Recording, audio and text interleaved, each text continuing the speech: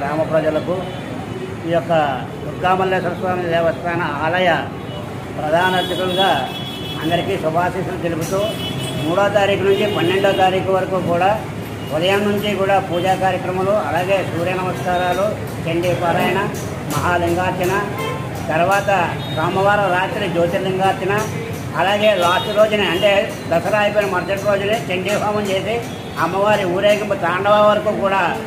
నిమజ్జనం తీసుకెళ్ళి తాండవాలో నిమజ్జనం చేసి మళ్ళీ తీసుకొచ్చి శ్రీచక్ర పూజ చేసిన తర్వాత